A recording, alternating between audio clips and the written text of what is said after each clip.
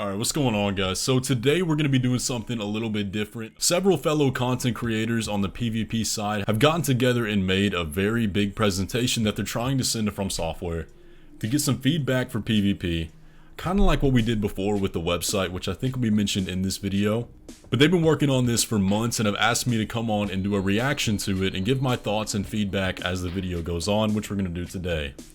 And I think this is going to be very interesting. I've taken a quick look at the script, but there's a lot of things in here that I'm not aware of. I don't know all of their solutions that they're presenting, but I definitely have some thoughts of my own. So this video is on Only Waifu's channel, but there were a lot of people involved in making it. I know Gabri was the one that reached out to me and wanted to get me to help them make it.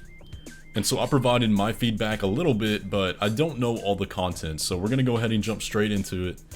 And this should be good. I'm sure you've heard by now that Elden Ring has a mode where you... Love that mascot he does. ...fellow gamers, and it's called PvP, and I'm willing to bet that you've heard horrible stories about it, or maybe you've seen it. Dude, okay, so... The atrocities online. This one, that is insane. I don't know how they haven't patched this yet. They should have done a hotfix immediately after this was found. But this kind of stuff right here is why I don't touch the Colosseums anymore. Yeah, the carrion retaliation glitch, that's a huge one. Most of these have been patched by now. I remember pre-nerf Moonveil, man.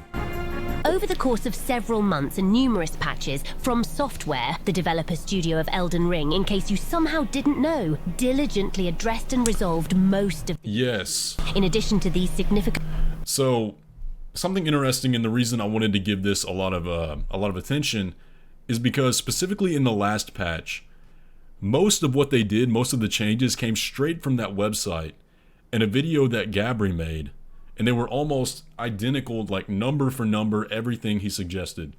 So FromSoftware is actively listening to this part of the community and these creators specifically, which is another reason they're very confident this one will reach their eyes as well.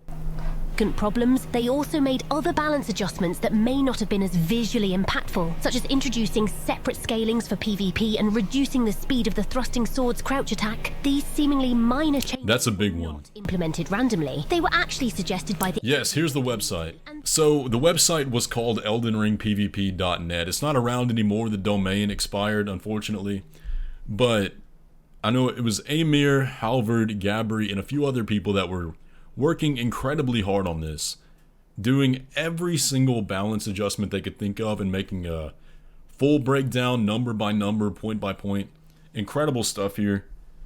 And FromSoftware was actively looking at the website. Developers took their feedback into consideration. Still skeptical? Take a look at this. Patch 1.10 incorporated changes that closely mirrored a guide video created by Gabri, an active member of the PvP community. Weapons like stray swords, katanas, axes, spears can now break your passive poise entirely, all the time. The patch has been universally praised for its positive impact on combat flow and build diversity, marking it as a huge success. It was a very, very good patch, by the way, and I know it didn't seem like much. If you go read the patch notes, it doesn't like... nothing huge is listed on there. It just looks like a normal, you know, patch that people would gloss over and the game feels the same. No, this completely transformed PvP. In a huge way, it made it feel so much better. And I think I made a breakdown video on it. Of what happens when constructive, well-laid suggestions reach developers who are willing to listen. So a bunch of nerds from the PvP community united forces to create a video that aims to keep communication with the devs about any issues, glitches, or bugs that get out of their cavern and show their ugly faces. All of this is aimed at capturing the attention of a wider audience for PvP, which is undeniably crucial in keeping the game. So, I was actually playing it this morning. I was doing some Elden Ring PvP, and I got about 2 invasions in the span of 30 minutes. I went back to Dark Souls 3, non-stop invasions, for an hour straight. I could find a match anytime I pressed my red eye orb, but Elden Ring has less activity than Dark Souls 3 on the PvP side. Game thriving for many years to come. And it wasn't solo invasions either, it was, you know, full teams and Pontiff. just as it did with Dark Souls 1, Dark Souls 2, and Dark Souls 3. This video will be split into 2 parts, with this whole video being the first part, whereas the next part will be uploaded in a few days. We will begin by discussing the quality of life improvements, followed by the specifics of combat balance. Rest assured, I will ensure that the discussion remains engaging and enjoyable for you, my little Shake Shacks. So, without any further delay, let's dive into that cesspool. Elden Ring offers 3 multiplayer modes: Colosseum, Co-op, and Invasions.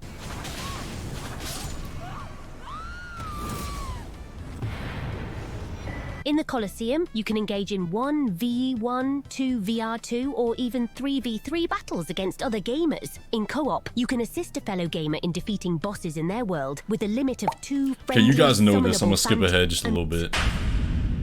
Alright, Foro calling finger 3 remedies. months after its release, Elden Ring's multiplayer activity is significantly lower than that of Dark Souls 3. Yep, that's what I was saying. Active players, of course. Despite having a much larger player base, this decline is mainly attributed to the full calling finger remedy, which is an item that allows you to see soulman signs and use some multiplayer items. And this often leaves players unaware of cooperative and PvP opportunities. In previous games, multiplayer was less easily missed. So that's a fantastic point, by the way, and one that I've been thinking about a lot, like especially when you have Dark Souls 3, where you have the invadable areas that force you into multiplayer regardless of how you're playing. Dark Souls 1 does that as well. Dark Souls 2 does it a bit different, where you have a lot of NPC invaders that are much more creative than the ones we have today. They actually use the map, they're a lot harder, and they're almost like little mini boss fights throughout the game, and I loved it back then. But it did a great job at easing people into multiplayer and the experience they're going to have if they engage in PvP. And Elden Ring does not do this at all. For example, the visibility of white summoning signs was linked to embers in Dark Souls 3, and red signs were always visible even when unembered. However, embers offered health restoration and max HP boosts, naturally encouraging their use and ensuring frequent multiplayer encounters, as was the case in other Souls games. The issue with this is that the player has no incentive to use the finger remedy unless they specifically want to engage in PvP activities. There are no additional bonuses associated with using the item, unlike in previous Souls games. Thus, its existence seems solely designed to hinder multiplayer activity and serves no other purpose. Sign visibility should always be active when playing online to ensure that everyone is aware of the multiplayer options. The item desperately needs a rework. I don't know how I feel about signs always being visible.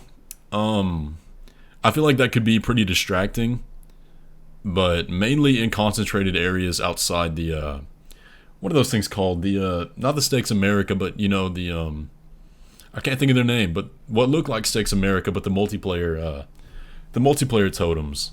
If they were just kind of around those, I think that'd work a lot better than everywhere, but maybe they address that. It should have PvE bonuses.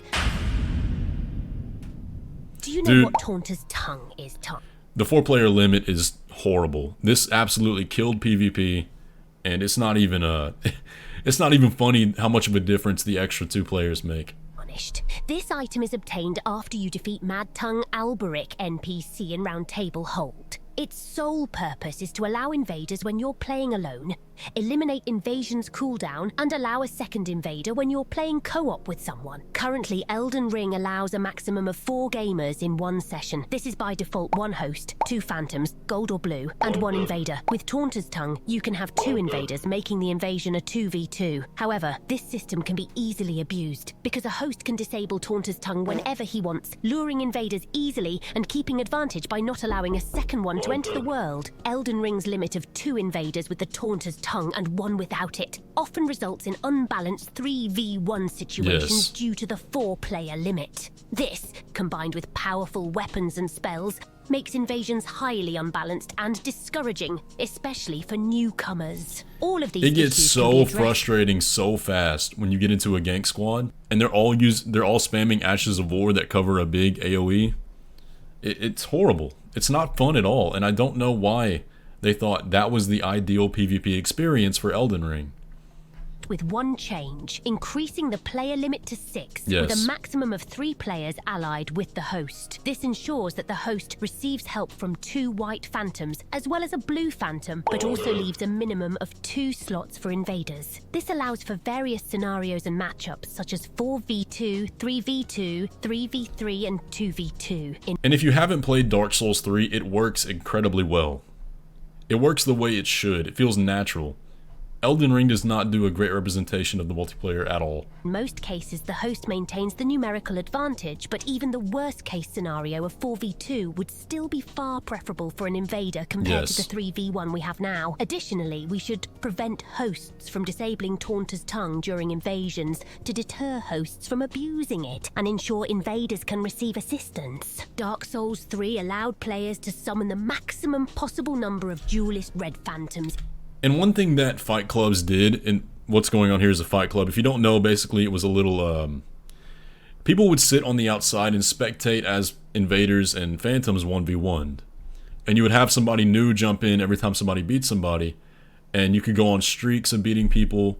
It was just a very naturally occurring, organic multiplayer. And it was so much fun. There was such a culture around it.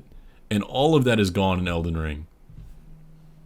Even when they weren't embered, the host should be able to summon the maximum number of duelist phantoms without any additional restrictions, regardless of whether the Taunter's Tongue is active or not, or if the bosses are alive or not. Making red signs readily accessible also provides a convenient way for new players to try and learn PvP with little to no commitment, and multiplayer items like Taunter's Tongue should not require Furl Calling Finger, as it's counterintuitive to the user experience, and it should allow invasions even when the area boss is dead. If hardware limitations... That's kind of... I don't understand why they tied invasions to the boss at all, because the invasion isn't representative of the area being completed. Like, the invader is not trying to help the host compete in that area. It's actually the opposite, so I don't know why that's tied to the boss at all. It shouldn't be the case. And a 6-player open-world experience. Restrict the 6-player feature to dungeons, legacy dungeons, and/or areas where Torrent cannot enter. In summary, increasing the player limit and removing these restrictions would rejuvenate... And by the way, mods have proven that there's no reason why that shouldn't be the case. ...community events, and improve the balance and enjoyment of invasions in Elden Ring. In previous games, periodic PvP invasions added excitement, creating unique moments in each playthrough. You never knew when a rabid monkey would come out of nowhere to chew ass and kick bubblegum. However, Elden... So, and this is a great point to it, by the way. When I played Dark Souls 1 for the first time, I had never played a Souls game before. I hated how hard it was. But I remember every single time I got invaded. It was so cool. Like, I didn't feel frustrated by the fact that I got killed by this player that came in. It actually made me want to do better and learn how the multiplayer worked, how to get good at PvP. And it didn't feel like a blockade in the middle of my level. It felt like a real event that was happening in the world. Ring's implementation makes invasions opt-in, limited to specific conditions like summoning cooperatives or using Taunter's Tongue. This funnels invaders to co-op play. And the Taunter's Tongue doesn't even work as intended. It's not like, it doesn't bring back that old classic feel of random invasions. It's just a constant stream of invaders that you're going to have to fight non-stop throughout your whole playthrough. It doesn't work. Leaving solo players without PvP opportunities. Unlike the old invasions, Taunter's Tongue invasions are constant and disrupt the overall gameplay experience, eliminating the excitement of occasional and unpredictable encounters that made Souls games memorable. Also, just like when summoning duelists, you're also inviting players... And again, the fact that you didn't get solo host invasions back in the day, that added to the culture of it. You know, invaders actually felt like a threat in the world. It didn't feel like a multiplayer mode that you activated. It made sense in terms of the lore because, well, they were invading. They weren't being invited into the world. And so when you had a red spirit come in, it was like really a red spirit that you read about in the lore. They did the same thing that they describe in the lore. It's just not the case anymore. Is to come to your world when using the Taunter's Tongue, which kind of goes against the very core definition of what an invasion really is. Doesn't work if you invite them. Idly hey! Go home. Doodly do! So what can FromSoftware do about it? Well, Similar to Dark Souls 3, upon activating The a rune rune arc, arc, yeah. a player's world should become open to invasions. Additionally, defeating a boss could reward the host with both a rune arc and automatically put them in Now, rune arc mode. This would... It may be too late for this, but I know a lot of players that go through the whole game without ever touching a rune arc.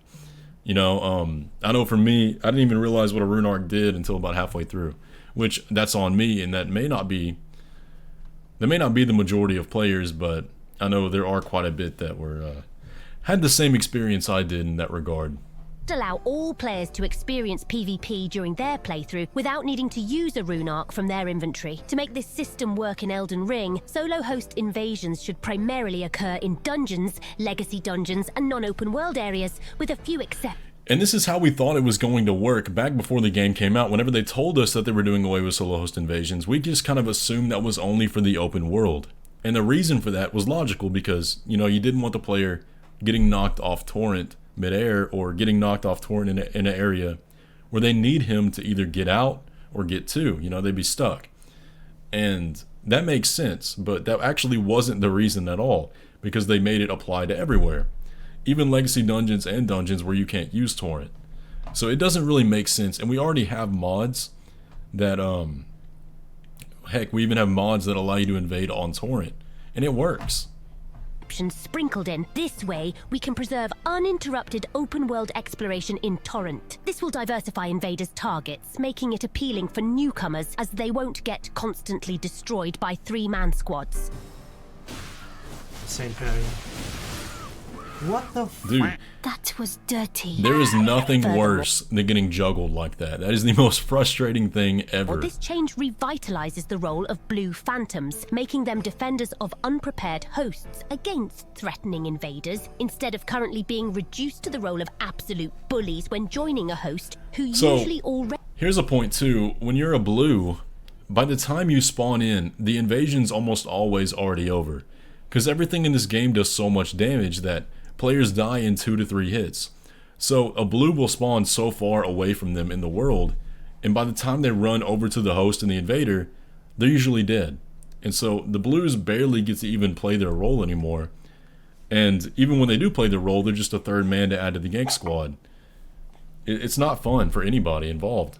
already has help against a lone invader. This middle ground broadens the appeal of PvP and enhances the gaming experience, reminiscent of past games' immersive invasions. As for the minority completely opposed to invasions, they can still avoid PvP by not using rune arcs in dungeons or invadable areas, or simply by playing offline. Even when losing to an invader, normal gamers understand that dying and improving are integral aspects of the Souls formula. In this sense, That's exactly how it was for me. losing to a human player is no different from losing to an AI enemy, and some of the people that complain about invasions can't even tell the difference from an AI invader to a human invader, so it's a mistake to cater to that minority. That being said, Some people won't like that, but it's absolutely true. It really is. So many people don't even understand what PvP is. there are other issues that can reasonably deter people from PvP. One in particular that I consider would be the most important one. This is huge. Did you know that currently there are no unique rewards for engaging in PvP Tarnished? The only rewards at the moment are rune arcs or runes, both of which can be easily acquired by easier means. There's also no sense of a There's literally no point for it, and that's, you know, fun is an aspect, absolutely, but fun can only take you so far, especially in the modern times where people don't even play games for fun. They want to one-up the other people that are playing the game, and people want to show what they've earned. If you have nothing to earn, you have nothing to show. accomplishment or recognition either. No leaderboards, no ranks, no achievements. Not even a pat on the back after barely winning that invasion against a three-man gank squad. No wonder gamers outright opt out of PvP entirely. There's no reason to engage in it, so what can be done about it? In Dark Souls 1, there was a leaderboard for the top servers of Chaos. Here's the thing too, people are like, well, why do you want leaderboards in a Souls game? That doesn't make sense. But they don't realize that we've had them forever. You know, they've just taken them away. It's not an MMO thing. It's not like a FPS game, but these have already existed for years and years and years. people just didn't even know it. And so that's the thing. It's not going to change the game into something you don't want it to be, because we already have a standard that it set back then. It would be great if FromSoftware could reintroduce leaderboards in Elden Ring, as they offer a more lasting sense of accomplishment than just item rewards. Having leaderboards for co-op, invasions and arena duels would tremendously enhance the experience and provide a nice incentive to engage in PvP. Yes. To prevent cheating, arena duels should also be based on an elo system. Alternatively, if leaderboards prove to be challenging to implement, making arena medals more rewarding. Dude, this is the worst reward ever. You can't even see these things when you're playing. Like, how many times, can you even tell me the rank of the last person you fought in the arena? Because I can't. They do nothing. They look horrible. They're in a weird spot on the screen. And I just don't like them at all. It's not rewarding. By making them easy to lose could be a solution. This system would ensure that medals reflect players' skill and achievement in terms of item rewards, a rune arc shop where players can spend their rune arcs earned through PvP to purchase all in-game. Yeah, a lot of people really want that because items can play a huge role in an invasion, and if you're just engaging in invasions for the fun of it, then you know, you want those items that can give you buffs, like I think, what is it, turtle meat? Man, I can't. What are they called? The pine resins. Well, they're not pine resins in Elden Ring, but you know what I mean. Like, you should be able to buy those things with the rewards that PvP gives you, and you should have an infinite amount available to buy as well. Game items is highly recommended. However, it would be best to unlock the Rune Arc shop after completing New Game Plus to maintain balance. This approach would motivate gamers to engage in multiplayer for faster Rune Arc accumulation and enhance the overall gaming experience. I don't know how I feel about New Game Plus, having that as a standard. What would be the reason not to put in a new game? I'm just curious. Additionally, implementing upgrade materials as rewards, similar to Dark Souls 2, would be a nice addition to Elden Ring. These materials could be obtained as random drops in PvP encounters. It would be ideal if PvP could provide items that are useful for both PvE and PvP, creating more Titanite chunk. Dang, I don't remember that. Incentive for players. This system could also integrate with the leaderboard we discussed earlier, increasing the chances of a co-op /host obtaining an ancient dragon smithing stone when defeating a high-ranking invader, and vice versa. And that is a good finally, idea, we though. Come to the most important multiplayer feature that is missing. Because think about it too, is like to avoid that frustration on the player that does get invaded, make it worth their while to beat them. You know? That makes sense. Elden Ring. Have you noticed how Elden Ring's lore is filled with factions, kingdoms, and nations in conflict? The dragon cult, the confessors. I made a whole video about this like 2 weeks ago.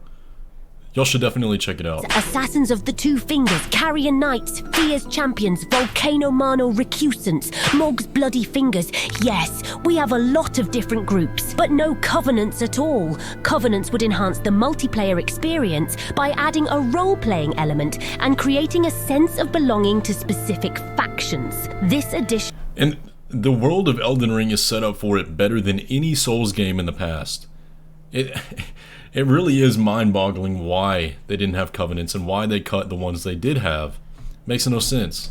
Would undoubtedly serve as a powerful motivator for engaging in more thrilling PvP encounters. Unfortunately, Elden Ring missed a significant opportunity by not implementing covenants, likely due to time constraints. The specifics of each covenant would be up to FromSoftware, but the idea is presented here. Hopefully, we will see something about it in the DLC. Let's start. I hate the Colosseums. I was actually so excited for those. I was hyping them up for months. And then when they dropped, I played them for like 2 days and then quit. They're not fun. They're not rewarding. They don't do... You can't even find matches anymore, man. And that's what's unfortunate, because they had those 3v3s with spirit summons, which were awesome and so much fun to play. But you cannot find a single one anymore. It's such a shame. Pointing out the obvious. The current arena sucks, and that's because of two main issues: divisive modes and the layout of the arenas. So let me explain to you why the current circular arena sucks, donkey balls.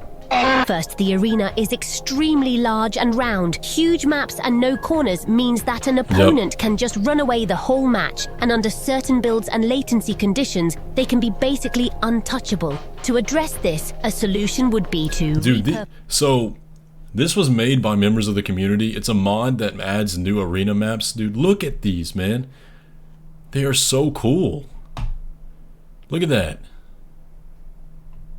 To address this, a solution would be to repurpose Colosseum arena assets to create small square or rectangular They added jousting, look at that. Be to repurpose Colosseum arena assets to create... That is perfect. We all wanted this before the game came out, and man, we got nothing close. Small square or rectangular maps with corners for skillful duels. Introduce maps with verticality, ample walls, and cover for projectile defense. Also, specific maps should... And what those do is they make you actually play strategically, and so you can build around the map you want to play on. Be assigned to their appropriate modes, duels, combat ordeal, united combat, to maintain fair competition. This is especially important if quick matches with their own leaderboard that we mentioned earlier will be implemented to preserve skillful gameplay and point fairness. Another of the Colosseum's major issues is that it offers an excessive number of PvP modes and options that ultimately divide the player base, resulting in only 1v1 duels remaining active. To address this problem while maintaining the current range of player choices, we recommend the introduction of a quick match option and a lobby system, drawing inspiration. Yeah, they did it in Armored Core, man, and it works pretty well. You know, the people that want to play can find matches. From FromSoftware's Armored Core 6. Quick Match involves automated matches without password changes or map selection. Conversely, Custom Match operates like the lobby system in Armored Core 6, offering full customization. Selecting Quick Match offers 4 options: Any, Duels, United Combat, and Combat Ordeal. The Any option is crucial, enabling queue access to all other modes, promoting team-based battles akin to invasions but in an arena setting, addressing a missing element in the base game. Other modes under Quick Match would remain basically the same. It's very important that all modes, not just any, prohibit spirit summons, map selection, and password changes to reduce player division and enhance matchmaking across all modes. I think that should still be available for the people that want to play it, you know, because I think it's very fun. I loved it, but I understand what they're saying, where if you're just queuing into a quick match, that's not the one you want to get into. I understand that. Not just duels. In other words, the more monkeys we gather in the same place, the better. If the previously mentioned leaderboards were to be implemented, they should be exclusive to Quick Match to prevent password cheating. Another mode for the arena, apart from Quick Match, could be Custom Match for those who want a more specific experience. You would have 2 options: Create Room and Okay, Search yeah, Room. that works. Create Room lets you customize settings similarly to the current arena options, with the option to set a password or not. Under Search, you can find lobbies or rooms created by others. With a password, you only see rooms with the same password. Without one, you can join open rooms. This system provides visibility into active rooms, improving the experience compared to the current random join approach. Additionally, when searching for a room, you can choose to join if there's an available spot or spectate without occupying a slot. This feature is crucial in competitive, enabling event organization and community engagement. In the case that the previous suggestions are too complex or time-consuming, introducing an any game mode option will be a very simple way to pull more players together and boost activity across all modes. Last but not least, the arena lacks phantom colors, causing confusion in United Combat and Combat Ordeal, adding at least 2 distinct colors for United Combat. Like, why is it not red versus blue? Or at least highlight the enemies in red for the other team. Combat would alleviate this issue. So, We have addressed all of the issues of the PvP system respectively, but there's a few more general quality of life changes that we also have to mention. Yeah, I know, the game needs a lot of work put into it. We all know latency is always going to be there, but there are ways to make it less of an inconvenience. One of them being the implementation of a ping priority filter. This filter would prioritize players with better connections, ensuring stability. Unlike adding more regions, a ping priority filter doesn't segregate players by region, but selects the best connections from the entire... So I will say, I was playing some Dark Souls 3 last night, and Elden Ring is quite a bit better at this than the past Souls games have been, but I mean, it's still horrible. I recorded a clip this morning where I would hit the player, and then it'd be about 10 seconds before they took the damage. A pool. And another one being fixing the problem with easy anti-cheat, which has been proved to nearly double the ping between gamers. Finding a fix for this issue is important to keep players engaged and give the game a longer lifespan. For some reason, certain items have unnecessary limitations in PvP. For example, the Flask of Wondrous Physics can only be used once per life, suitable for PvE. Yes, invaders should get that back. Because in extended sessions, it becomes just an empty Gatorade bottle in your inventory. Allowing it to refill after defeating a player would enhance long PvP sessions, which come in abundance. Also, in the context of a 6-player limit and fight clubs, this addition ensures that duelists can continue fighting and receive rewards for consistent victories. Another issue is that rune arcs are needlessly restricted in PvP. Why can't everyone use rune arcs during invasions or duels? For example, I understand this point about the rune arcs, but at the same time, I think it would get very out of hand very quickly. So the problem we currently have is that hosts can use rune arcs and then summon invaders in, so they have an unfair competitive advantage. Now, I don't know if I want everyone to have it though, because like, at the same time, it would really help with the longevity of the matches, making them go on longer. And like I was saying earlier, they're over too quick. But I've seen builds that make you almost invincible with runes, and I don't know if I want that to happen in PvP. The host's advantage with great runes during a duel with a red summon duelist is unfair, or in 3 versus 1 cases too. Rune arcs should be accessible in multiplayer, especially for red duelist summons and arena fights, enhancing the importance of this game mechanic. Dark Souls 3 already had embers working in this manner for duelists, so it was a bit weird that rune arcs didn't work the same way. Reducing restrictions on great runes and physic flask effects provides more options for defense and health bonuses, mitigating the issue of excessively high damage in PvP, which leads to overly short fights. Elden Ring's vast open world lacks suitable dueling spots. So let me see if y'all remember this. There was a thing pre-release where they talked about multiplayer hubs, where you would have multiplayer specific areas where you could see other players and engage in either PvP or co-op. And the way they worded it back then really sounded to me like something like an MMO, where you can, kind of like what fight clubs were, you could just have this little hub area where all the players could engage with each other. With the Pontiff Arena, a quality of life improvement would be placing a site of grace within the Colosseum arena maps. I cannot fathom why they took the grace out of the Colosseums. What's the point of that? You know, they were in there when we data mined them. There was already a grace in there, so why did they remove them? To create community hubs, the beautiful Colosseum arenas remain largely unexplored, missing out on the potential. And in the data mine, there was an elevator over here, so you could go into the arena outside of like actually queuing into it. You know, you could free roam in there. Why did they take that away? For community fight clubs, especially if small, square and rectangular maps were introduced. If hardware limitations prevent exploring the Colosseum, consider adding a site of grace to the arena in Stormvile Castle, a well-sized and shaped arena currently distant from other sites of grace. Larval tears are key items that are used with Rennala to change your character attribute. Larval tears for attribute respects are limited. Once depleted, players must enter New Game Plus for more. PvP-focused players often I don't know how I feel about infinite larval tears. I know this has been a point of debate in the past. I kind of like that there's a limit on them. It encourages replayability, but at the same time, it's like, yeah, you know, is that really a quality of life change more than it is something that affects the game? That one I would be interested to hear some takes on.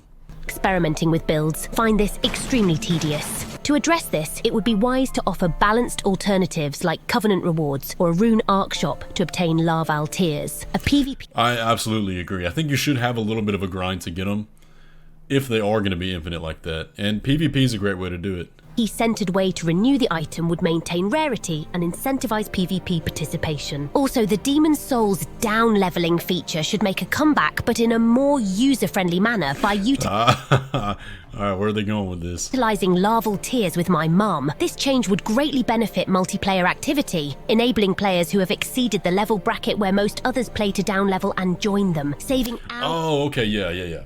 So, the point they're making here is like the meta level at 125, that's where you can get the most activity in invasions and 1v1s in the Coliseum. And so if there was a way to down level yourself, if you accidentally go past that bracket, then that would be a good change, yeah. But I thought they were going to say invaders should be able to down level hosts or something like that. Character restarts. This, along with the earlier suggestion of infinite respecs, simplifies build creation and enhances PvP enjoyment. Yeah, I agree. You've made it to the end of the first part, Tarnished. I really hope that wasn't much of a sleeper for you. I want to point out that all of the changes and balances we suggested were previously implemented in other FromSoft titles. Yeah, that's a good point. Important because it shows that we are not asking for new and extravagant things, but for the return of community-loved features that would tremendously improve Elden Ring. In the next part, we will discuss more technical improvements and suggestions for the And these people have been working insane amounts on the technical side of this thing, running all of the numbers on pretty much all of the weapons. It's crazy what they've done so far. Itself, such as frame data, poise values, and other little aspects that can enhance PvP and create a cleaner experience for everyone. But the best part is, you won't have to wait for FromSoft to implement those balance changes, because part 2 will come with a free-to-use mod that already includes all the balance tweaks. That is crazy. They've literally created a mod with all the changes they want that people can download as soon as that video goes live. That way you can test it and see that what they're actually suggesting will work. That's crazy, and that amount of dedication is honestly insane. From part 2. You can try them out yourself after watching the video. The community is putting a lot of effort into this, and we want people to know that PvP can be great. You know, it's not this scary boogeyman that everyone should fear, as some people think. It's a harmless, awesome activity where you can experience unique situations that you won't find in any I remember other when this type build of game. came out. So if you've made it this far, we hope... Okay, so yeah, that's a good point. All of the things they suggested were already in the past games. And I put out a tweet about this last night before I'd seen this video, talking about how Elden Ring had more potential than any other Souls game to elevate PvP like beyond what we already imagined. But it did the exact opposite. It regressed it so far by taking out all of the skeleton of what made it like have the culture and the soul that it did back then. And it's not really something you can put into words if you weren't active back then to experience it.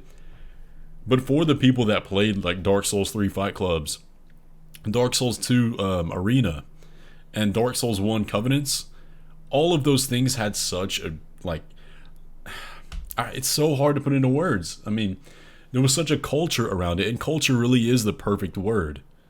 But man, it's just gone in Elden Ring, and it's such a shame, because it could still be there with such simple changes that already exist, modders have already made, and it really makes no sense why they don't have it. But yeah, fantastic video. These guys have been putting so much work into this. I just had to come on here and share it, give my thoughts, and I really don't have a whole lot to add because, like I said, they've covered all the bases that we have. You know, I don't disagree with a single point in this video. Maybe the larval tiers a little bit, just because I like to have a reason to go back and replay the game.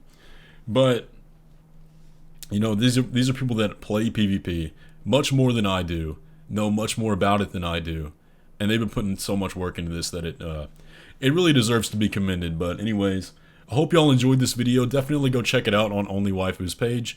Check out part 2 whenever that comes out. I probably won't do a reaction to that, but we're gonna get the word out there so that FromSoftware can see this.